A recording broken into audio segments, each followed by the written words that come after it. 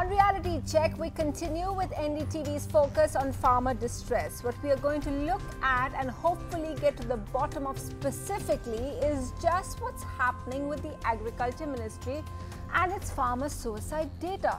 Is it public or not? Well, there are many contradictions about this, and that's what we are going to try and find out.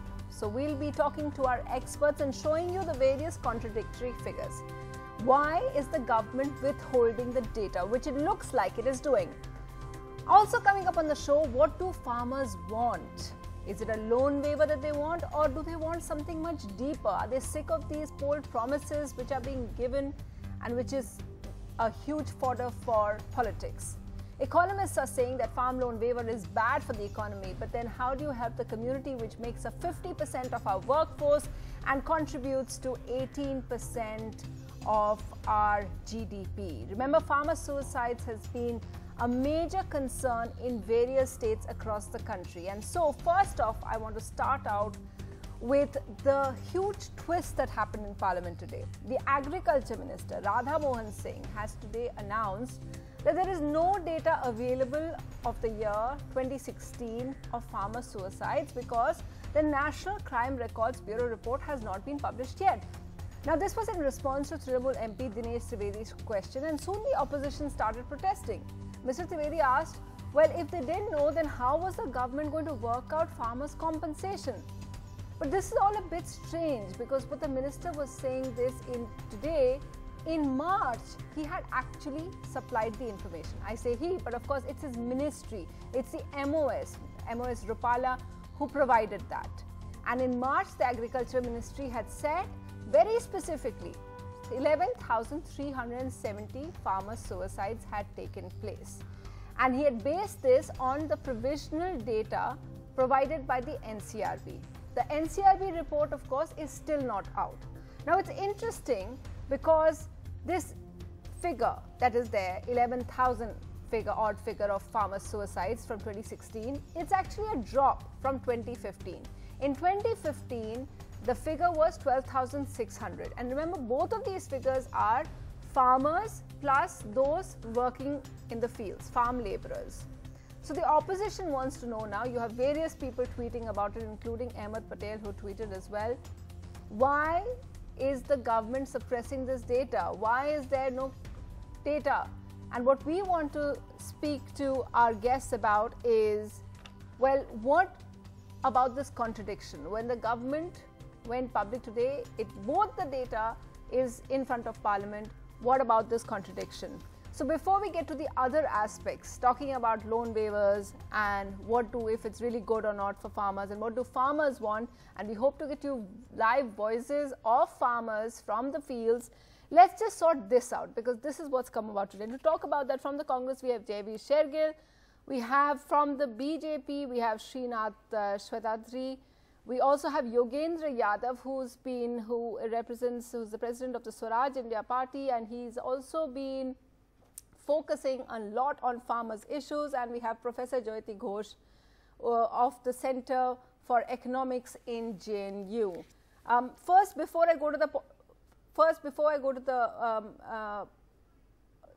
I think I have to go to the BJP in asking you, sir, that, what do you make of this? We are all very confused because both of these data, they have been presented, this information, these figures that are there, they've been presented in Parliament. And which one do we believe? Do we believe the Agriculture Minister today saying that there is no data to go by because it hasn't been presented? And I just want to also point out to our viewers who are watching that we called up, NDTV called up NCRB, and NCRB said very clearly that they have sent away their report earlier this year in March, which is when this data was made public, provisional figures were given, and they said that the government isn't releasing them. So they are very clear, they have done their work, the government isn't releasing them. Sources also told us it's because they're afraid of the figures coming out in an election year. Now, we don't know how, we don't have a confirmation of this. This is what NCRB sources are telling us. So I wanted to ask you, Srinath Shwetadri, what do you make of this? How do you explain this apparent, I'm saying apparent, but blatant contradiction? See, basically, we are talking about the numbers. And you say these numbers have not been presented or given out. Anyway, you have a data for Karnataka for last year. And similarly, I think if the data is not available, I think it can be provided. There is no reason for them to hold it back. These are all government figures. And if we don't publish also, there is a way you will get it. And certainly, this is not a hidden information. So far as farmers are concerned, we have taken a realistic view of the sufferings of farmers, and a majority of our states have taken the active action towards sorting it out partially. So would you see, all India policy is a holistic solution, what we are thinking. Sorry to interrupt, and a local sir. policy is a different one, what they are doing. No, sir, I'm sorry to interrupt you. I wanted you to please explain to us. Tell me. What could be the basis for the agriculture minister saying that there is no data of 2016 when his own ministry in March presented the data, gave specific data? What should we make of that? Is it confusion or is it misleading us? Because it has to be one of the two. What do you think that is? Yeah, I mean, it is not that. Maybe there is an issue internally that the data is not properly made and he wants to present the right data, that's all. But he doesn't mention that. There is no meaning in holding back the data. He doesn't say that earlier in the year. No, I think you need to, I think in the clarification would come shortly. Sir, today we have the, I think we can put it up on our, on the graphics for our viewers to see what the response was of the minister. He doesn't refer to any provisional data. In March when it was given, sir, they said it's provisional data. Today he said there is no data because, and he blamed, he said that MHA is the one which deals with it because NCRB and under that, they haven't presented it, so we have no data. There is no reference to the fact. Yeah, maybe it is, madam, maybe it is because it is still a provisional data. But he doesn't mention data that, has already sir. been submitted. He said it before. And they need to give you the right data. I think they will certainly work it out on that. There is no reason to hide these information. Okay, there's no reason to hide, you say, but that's what our sources say, that there is, they fear that there is a reason to hide. Jaiveer Shergill, what do you make of this? Is it an honest mistake? No. No, I think it's not a mistake. It's a well thought out strategy, because Sunetra, hiding data, distorting data. I don't agree with it. And creating fictitious data is the USP of BJP government, because they focus on headline management rather than agriculture sector development. Now, I have certain record from the Supreme Court of India which proves this contradiction. 4th March 2017, a hearing before the Supreme Court in a petition filed by NGO. 6th July 2017, the central government gave an affidavit a data regarding farmer suicide, saying it's 12,000 farmer suicides per year. And the Supreme Court told them, directed them to come up with a policy to curb farmer suicide, which they have not done till date. But obviously, it's a strategy because the government is obsessed with optics. They have conveniently turned a blind eye to the agrarian distress, the farmers' plight, and they also want to keep this issue out of the public eye radar.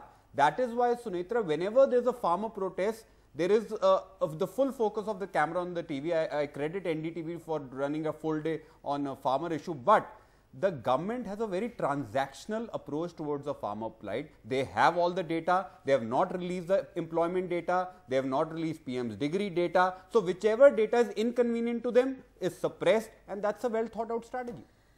Yogendra Yadav, you would think, looking at this data, because just to remind our viewers, sir, please let everyone, I'll come back to you. You've had your say, I'll come back to you. I just want to hear from the other panelists as well. Yogendra Yadav, you would think, looking at the fact that in 2015 it was 12,602, the provisional data, or which the NCRB says it's their final data, they've already submitted it to MHA, is 11,370. So it seems to be a drop. Why is it that the government would want to not release it or give provisional, initially say this is provisional and release it on Parliament, today completely come and contradict themselves? Why do you think that is? Sunitra, I suspect it has to do with 2017, not so much with 2016.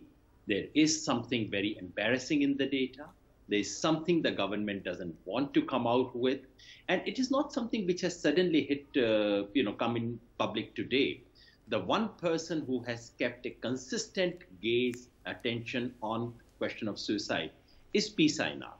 I know for sure that he has been talking about this one silence for months now. He has been writing about it. He's been telling everyone who cares to listen that this data is being suppressed. So it's not that suddenly some small thing has happened in the Lok Sabha today, suddenly they forgot, they want to make a little correction. No, it's much beyond that, because this question has been in the public eye for months now. Clearly, there is something which the government is very uncomfortable with. They don't want it to come in public. This is not very new for this government to do these things. Mr. Radha Mohan Singh had actually said on the floor of the House that his government had made no promise about MSP at all. And then within a few months, Mr. Arun Jaitley said, we are fulfilling our promise. This is a government which has sorted out the problem of unemployment in this country by stopping National Labour Bureau data. So in many cases, sadly, unfortunately, the approach of this government is, here is a problem, let's control it by suppressing the information about the problem. This looks to be one more case of that. It is very sad, it is shocking. And Jyoti Ghosh, you know, when the data was provisionally released in March, and of course it got everyone talking because it was surprising at that time that from 12,602 to 11,370 there was a drop. But of course, in reading the data, there were some problems because, you know, this is of course divided again into farm laborers and farmers. Would that mean that just for a short while in 2016 that the government, they had done something to fix it, or was that suspicious? As an economist, what do you feel? No, I think the evidence of farm distress is very real. This has been increasingly expressed in farm suicides. But the exact number here and there doesn't, if it's a drop, it doesn't tell you that the distress has come down. It just tells you that various state governments have worked out ways to not report suicides as farmers' suicides, whether they are of women or of tenant farmers or of those who do not have land title, and therefore they're classified as other suicides. That is not a reflection of the reality. And I think to try and escape from the terrible situation facing our agriculturalists by trying to hide or pretend that there is some other improvement because the number of suicides has come down is deeply counterproductive. Okay, so it's deeply counterproductive. Okay, I just want to get in because, you know, today our entire programming has been focused on not limiting it to all the voices over here of panelists here, but to also get in voices from outside. So my colleague Sukirti, she's in Haryana and she has some farmers with her. If we can just run the first question that they have. So Sukirti? बलवान जी, आपका क्या सवाल है अर्थशास्त्री जी से? मेरा सवाल अर्थशास्त्री से ये है कि जिस तरह प्रधानमंत्री फसल बीमा योजना जो सरकार ने लागू की सेंटर की गवर्नमेंट ने, और उसके अंदर प्रीमियम किसान को भी देता है, स्टेट गवर्नमेंट भी देती है, सेंट्रल गवर्नमेंट भी देती है। सपोज करो कि कोई किसान 200 रुपये प्रीमियम देता है, 2000 स्टेट गवर्नमेंट दे, 2000 सेंटर की गवर्नमेंट दे, तो 4200 रुपये जब कंपनी को देने की बजाय यदि सीधा किसान के खाते में डाल दिया जाए तो बेटर अच्छा रहेगा कि किसान को भी इस चीज़ पे वो तसल्ली हो जाएगी। ये गारंटी नहीं कि बीमे के ऊपर जो है ना जो कंपनियों को दिया जा रहा है उसमें कुछ मिल जाएगा। जिस तरह 16,000 करोड़ इकट्ठे किए, उसमें 1,000 करोड़ रुपए किसानों को बांट दिए, बाकी 15,000 करोड़ रुपए कंपनी के खाते में चले गए। वो कंपनी की जाने के बजाय यदि सीधे किसान के खाते में आ जाए तो शायद किसान को कुछ न कुछ नजात मिल सकती है। सवाल ये है कि ये जो पैसा है वो निजी कंपनियों को देने की बजाय आपको क्यों नहीं दिया? हाँ जी बिल्कुल, मेरा सवाल ये है कि निजी कंपनियों को जो पैसा सेंट्रल और स्टेट गवर्नमेंट दे रही है वो सीधा किसान के खाते में डाल दिया जाए। So who wants to answer that? Yogendra Yadav, Jyoti Ghosh, do you want to answer what that farmer has raised? Yogendra Yadav? This is something you hear across the country. What this farmer, I think he's absolutely right. The crop Ma'am, I'll come insurance to scheme you. is a scam. Jyoti Ghosh, I'll just come to you. Let Yogendra Yadav finish, then I'll come to you. Yeah. This is, in fact, Dr. Ghosh may have a better answer to that, but this is something that you get to hear everywhere in the country. Basically, the Prime Minister Fasal Bima Yojana, which was launched with so much fanfare, has turned out to be a flop. It has turned out to be a flop because it said that they would cover more and more farmers every year. From 23, they would go to 30 to 40 to 50. Instead of that, they are still stuck on 24%. It has flopped because in situations of distress, in situations of natural disaster, farmers haven't got anything. Tamil Nadu is the only exceptional success story. Otherwise, this scheme has not succeeded. And we now know for government's own data that private companies have made huge profits. So what this farmer is saying is, Baba, don't give it to companies. Don't give them premium in my name. Meri jeb mein de do, give it directly to me. Now, that's not good economics. I don't think it actually will work. But this is the expression of just sheer frustration. What are you doing with my money? Okay, so Swatatri ji, do you want to just respond to what Yogendra Yadav is saying? He's saying this in your scheme is a flop. Ji. Yeah, I know. I agree.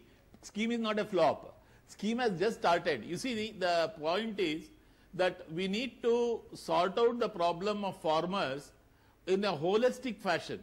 We see the Salamanna or loan waiver is a very small, this one which never ends. But you are not rising the level of, the standard of living. Unless you do that, you double their income, they will not be comfortable at all. That is what the Prime Minister has said. By 2022, we will double the income of the farmers. See, unless you make them economically strong, this problem of loan waiver continues. No, but it will never solve. But sir, so here, so far as insurance is concerned, I would like to make a point very clear. Yeah. See, the insurance is concerned, it has started. Maybe you see, if the rainfall is good and there is no claims, the insurance company will make money. It is a very obvious thing. But when there is a failure, the insurance companies have to pay money. Javid, wait, see, I'll come to you. You have to take a period of 5 Javid, years wait, I'll come to you, but what happens. Yogendra You Yadav, cannot why just you depend on the last year head? number You don't agree with and this try to say explanation? this. It is not a right thing to do. And if you are doing it, it is a very short-sighted solution you are looking at. You mean to say that every year's premium collected, they have to distribute it every year? Let Mr. Yogendra Yadav ji, let him tell me how this insurance has to operate. Let him tell you. Yes, go ahead, sir. I'm sitting with a book that I wrote last month analyzing these things, and it has one chapter on Fasal Bima Yojana. The information, sir, is this, that after the introduction of Fasal Bima Yojana, the claims that were made to the farmers have actually come down, not gone up. The year before Fasal Bima Yojana was introduced, farmers got claims of 21,000 crore rupees. And after Fasal Bima Yojana was introduced, the claims came down to 15,000 crore rupees. You have said that maybe that was a good year. So I look at states where there was genuine natural disaster. So forget those states where the situation was good. Look at Bihar, Bihar which had floods, and this is Radha Mohan Singh's own place. And look at Uttar Pradesh which had droughts. In both those years, insurance companies, which should have gone in red in that state on that particular season. In Bihar, they have made profit of 470 crore rupees. In Uttar Pradesh, they have made profit of 200 crore rupees. How does that happen in anywhere in the world? Have you heard of this and that's what farmers seem to be telling our reporters, my colleagues as well. So 1 second, Javid, you want to, sir, 1 second, 1 second, Javid, you want to add quickly? I just had a simple question. When BJP says they want to double the farmer income by 2,000... Well, essentially, the problem is really that the terms for claim settlement are far too rigid. Okay. And it's impossible, really, for farmers to meet these, even when their own fields have been destroyed and they're unable to actually get a crop. So, the rigidity of the terms that are demanded by these private insurance companies is one of the big flaws in the scheme. And it sets itself up for scams like this. Okay, Javid Shegal? Just one quick fact. I have a small explanation. Sir, can I... Sir, I will let you. Mr. Initially, sir, 1 second. I've asked Javid Shegal. He's been waiting. Just let's hear him. 1 second, sir. Yeah, Javid, go ahead. See, the basic point is, however you look at it, the government data says 20,860 crore collected from the farmers, 14,650 crore gone to the private companies. Okay. Number two, if you want to increase your farmer income, you have to have an agriculture growth rate of 10%. BJP is giving a growth rate of 1.6%. So they need to come out of the world of Twitter, Facebook, YouTube and start showing their sincerity to the agricultural sector. Okay. Now, so before we are fast running out of time. This is such an exhaustive issue to talk on. There are so many issues people have. But I don't want to end without reality checking one of the things. Now, everyone has pointed out, and I wanted to get Jyoti Ghosh on this. One of the things that they've pointed out is that we've just seen the Congress, which has come to power in 3 states, announce farm loan waivers in all of that. Now, all economists have said that the government doesn't have why it's a bad news is because the government doesn't have the capacity to fund loan waivers. That's why the fiscal deficit rises, market borrowings increase, overall interest rates rise, development takes a hit, a whole list of things that go wrong. Jyoti Ghosh, then and you will burden the farmer. Right, right. So Jayati Ghosh, then how we've seen this being well, here's an economist. Okay, may I? Yes, please tell us. May I just say that this government, by its own admission to Parliament in March this year, said that it has given 2.4 thousand lakh crore as giveaway, as write-off of corporate debt over 3 years. That's an average of 80,000 crore per year. Did anyone notice? Did you talk about it in this program? Did any media raise it? Was it seen as a terrible issue by those same economists who are jumping up and down today? Why is it that an average of 80,000 crore per year can be written off as corporate debt without any talk of moral hazard, without any talk of fiscal deficit, without any talk of any economic collapse, and yet a total of 12,000 plus 30 plus 14 here, etc., is seen as this terrible disaster? Okay, interesting. So let's be clear on this. Okay, credit systems do have requirements periodically for rescheduling and restructuring. And a farm debt is also like those credit systems. Okay. At the moment, I'm not saying that a farm loan waiver is a solution to the problem, but it's a minimum necessary condition. Before you treat the patient, you have to make that patient survive. The patient is dying, please bandage the wounds, please resuscitate the patient, then you can do the operations, then you can do all the long-term treatment, then you can provide the medicines. Okay. So I think it's a completely unrealistic thing, first of all, to expect that you can do long-term treatment on agriculture without solving the short-term immediate distress. And secondly, to treat farmers as completely different from big corporates. Okay. Whose debts are being written off in a very shady and opaque way. We don't even know who are the beneficiaries. Interesting. Can I just ask if Yogendra Yadav, do you agree with Jayati Ghosh on this issue, that disagree with what other people have said, that it's bad economics?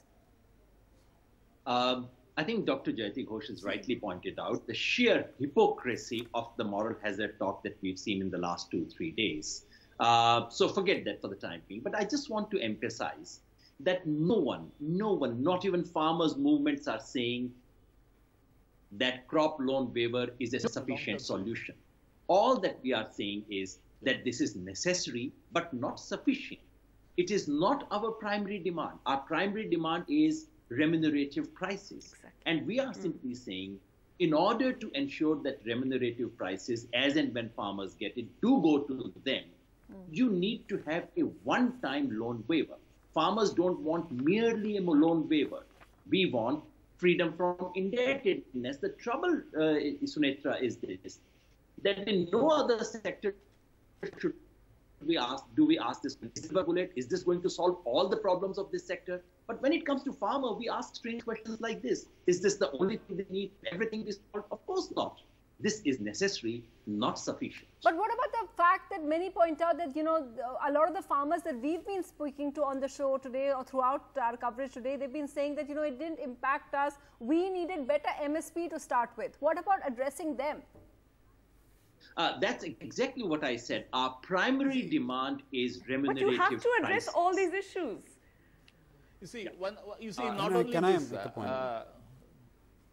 Yeah, BJP spokesperson. Yes, sir. Please go ahead. Yeah, ma'am. You see, one thing is, it is not only the loan. You see, farmers require power, water, roads. You see, for the easy transportation, you need to totally develop the rural infrastructure. Yes. For which there is a lot of, this one has been given by the BJP government. Yes, sir. Rural But roads sir, we I have must improved point by out, almost 70%. that And BJP you see, basically what we in need to solve Rajasthan, is, in Madhya Pradesh, in Maharashtra, they've all given loan waivers as well. So this question was as much about as well we have BJP given. as it is You about see, the and one more Congress. thing I think we need to draw a line is, how to reach the right kind of recipients in for fact, this. Assam was... See, every loan you cannot call it as a farmer loan. Okay. Farmer they might have taken a loan for building a building. Okay, last you few see, seconds, you need to Jayveer, segregate that last few seconds. and bring We're it totally clearly out of for time. supporting of the crops. Okay. So how we create a Sir, system okay. that is very important. I think we need to do that. Sunetra, first rule of surgery is stop the bleeding. Today the farmer is bleeding. You have a GST on agriculture sector. You have a diesel price up by 25 rupees. You have a price rise of DAP bag of 50 kilos by 300 rupees. BJP government is behaving like a British government. They used to impose Lagan, and these are imposing GST on agriculture. As at least three of you agreed, this was that this was the kind of emergency solution that was needed, but all the farmers have told us from the ground, the message from that, and their reality check is very clear. They need not just this, but much, much more. And hopefully the policymakers and the governments are listening to them. Thank you so much to all my guests and to all of you watching. Goodbye.